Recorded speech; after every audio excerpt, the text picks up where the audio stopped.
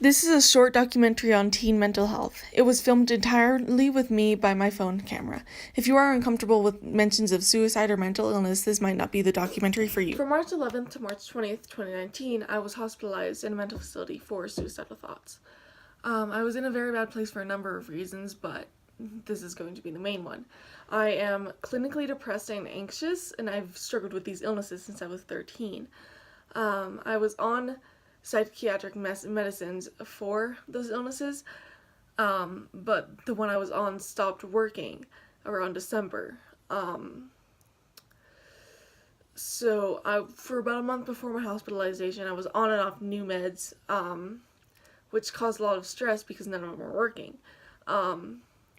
Finally, I was pushed over the edge and I was hospitalized.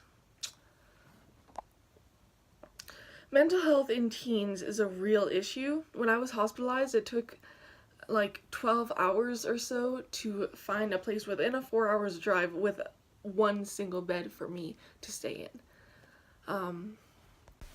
These mental facilities take in kids with depression, kids with anxiety, kids with eating disorders, kids who self-harm, kids with suicidal thoughts or tendencies, kids with drug addictions, kids with bipolar disorder, kids with schizophrenia, and so many more.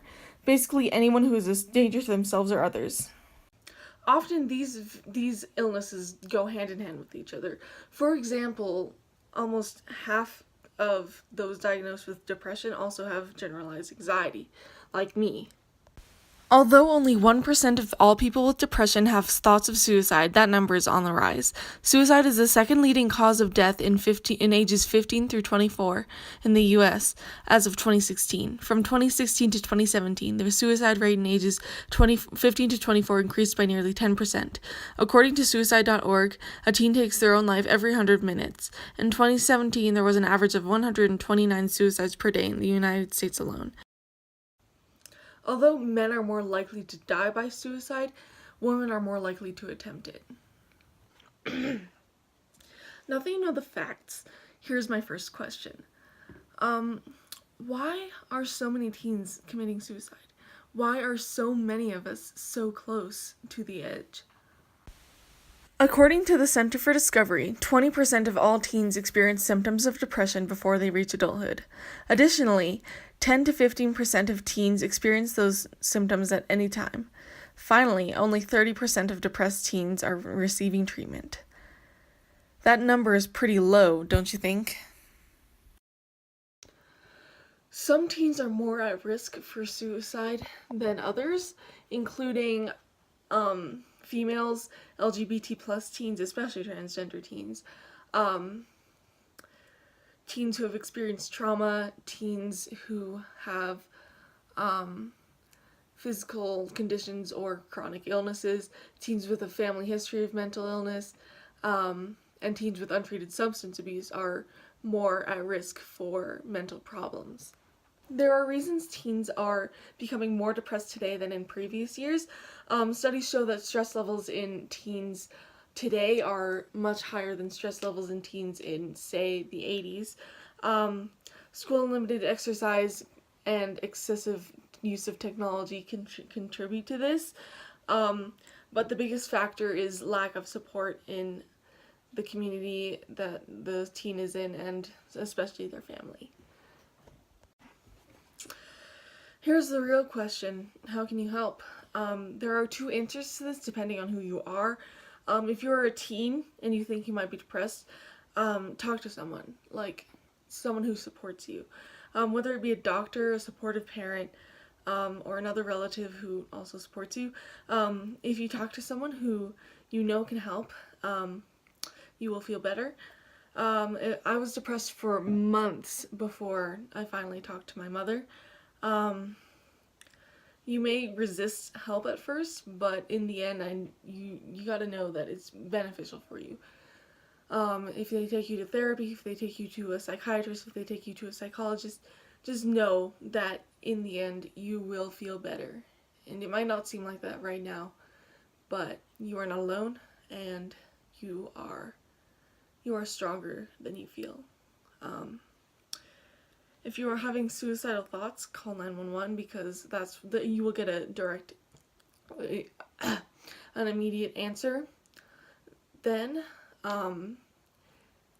And just you need to have a support system. Like in any illness, you need to have a support system, and whether that be friends or family, then that's, as long as you have someone who helps you out, then you'll be okay.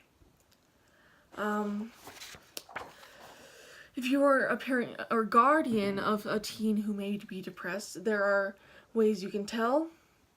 Here are some symptoms of depression according to Center for Discovery. Sadness or hopelessness, low self-esteem, sluggishness, less active, substance abuse, spending more time alone. This includes time alone from you as parents and time away from their regular friends. Decrease in desire to do things they used to like to do, sports, activities, hobbies. Physical ailments, headaches, appetite problems, sleeping problems. Problems in school, failing grades, getting into trouble, not paying attention in class, talking about death or suicide, never to be taken lightly, not caring about appearance, and running away from home. If your child or relative experiences these symptoms, talk to them. Do not get angry. Do not ignore it. Your child is in danger and you do not want to make it worse. Try to catch depression or anxiety or whatever they have in the early stages. Because if you let the sickness continue, then your child will not want to be helped. There's a lesson I had to learn for myself in all the years that I've had these illnesses. Getting help does not show weakness. In fact, it shows strength. It shows that you have the strength to admit your feelings. It shows that you have the strength to go through treatment, to get help. It shows that you have the strength to fight.